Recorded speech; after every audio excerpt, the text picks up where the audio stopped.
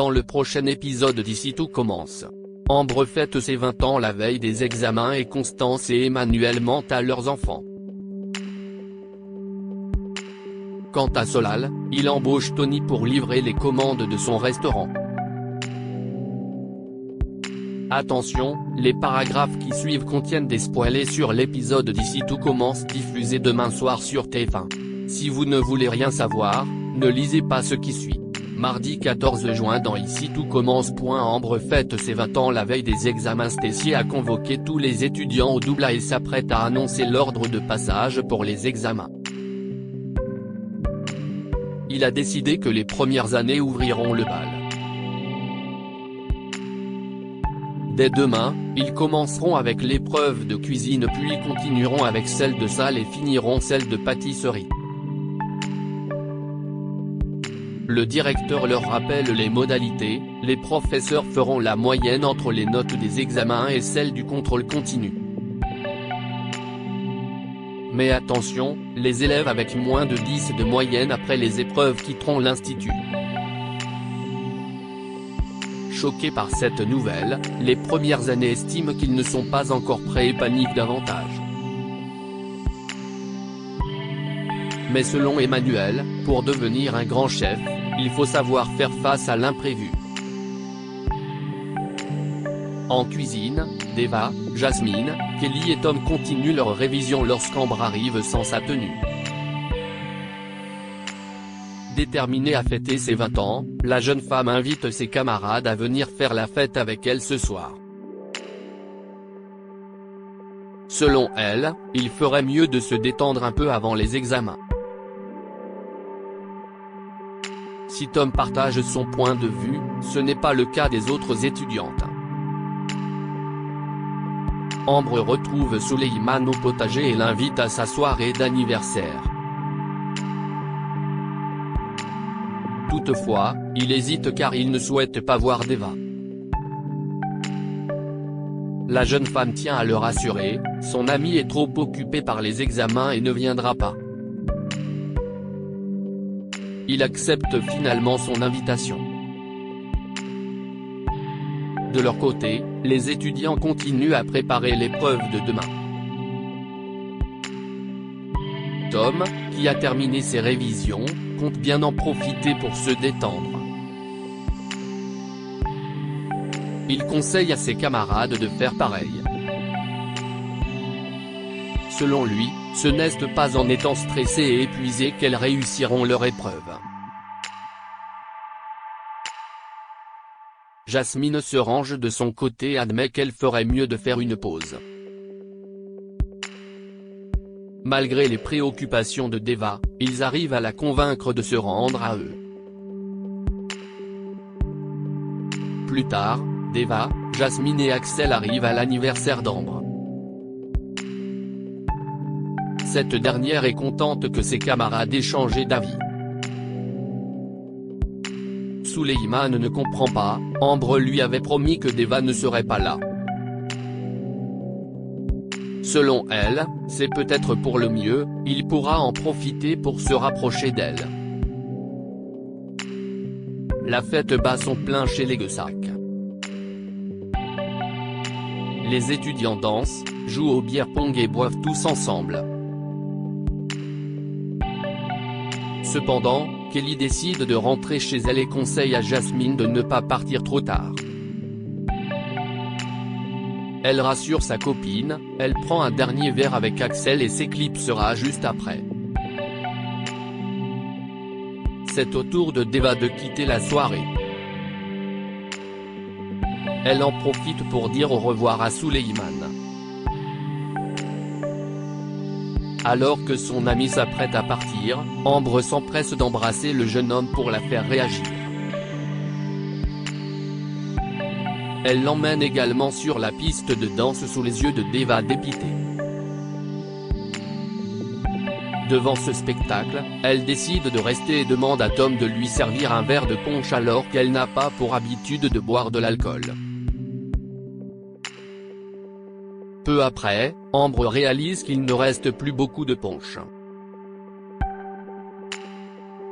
Contre l'avis de Solal, elle ajoute une grosse quantité de rhum alors qu'il ne reste plus assez de jus de fruits pour le couper.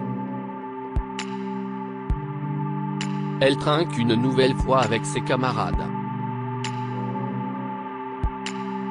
Constance et Emmanuel mentent à leurs enfants que chez les Tessier, le frigo est vide. Comme Constance doit se rendre à un rendez-vous avec les formateurs de son école d'ostéopathie, elle demande à Charlène d'aller faire quelques achats et de préparer le dîner pour toute la famille.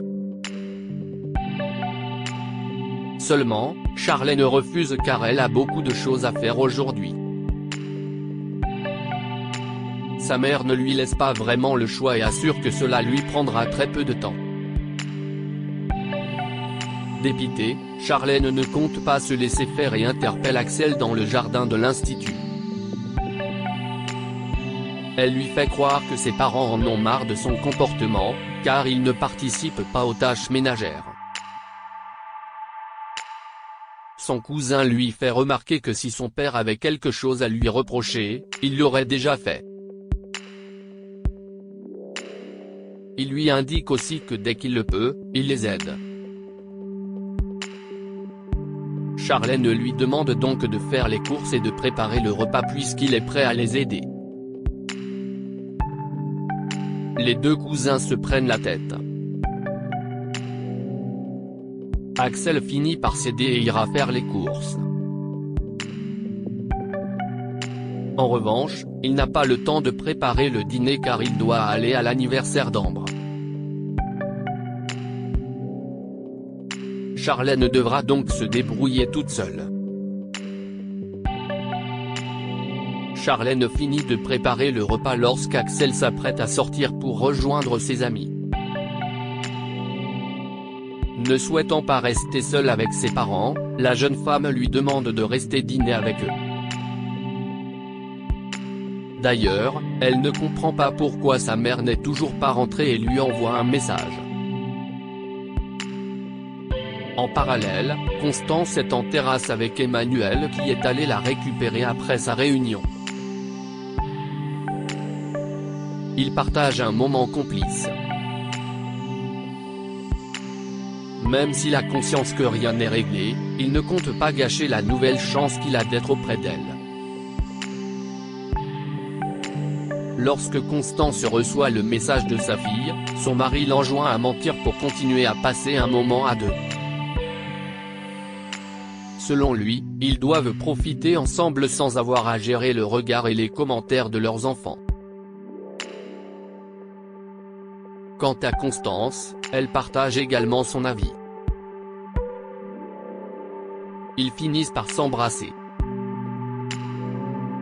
Solal engage Tony pour livrer les commandes de son restaurant au Marais Salant. Solal a embauché Tony pour faire les livraisons de la table des Rivières. Le cuisinier commence par lui montrer le restaurant et lui explique comment se déroule une journée type. Lorsque Gaëtan les rejoint, Solal en profite pour faire les présentations. Après s'être éclipsé pour une livraison, le professeur de sport indique à son ami que sa nouvelle recrue a l'air très sympa. De son côté, Solal espère qu'il ne le lâchera pas au bout d'une semaine comme les autres, car il souhaite préparer son concours d'entrée à l'institut. Plus tard, Tony retourne à la table des Rivières. En voyant Gaëtan en train de regarder des informations sur le match de boxe thaï qui aura lieu ce soir, Tony commence à lui parler de ce sport qu'il apprécie aussi, car il en a fait quand il était plus jeune. Gaëtan propose donc à Tony de venir voir le match chez lui. Quelques heures plus tard, Tony ne se sent pas bien. Après avoir accepté le verre d'eau de Solal, le jeune homme avoue que son vélo n'est pas très adapté pour les marais. Cependant, il tient à le rassurer, il continuera à assurer les livraisons. Dans la soirée, Tony et Gaëtan regardent le match. Après lui avoir raconté ses mésaventures de la journée, Anthony essaie de se lever mais ce dernier est pris par une forte crampe musculaire au mollet. Le professeur de sport lui ramène rapidement de la glace et lui propose de l'aider à se remettre en forme gratuitement, ce qu'il accepte.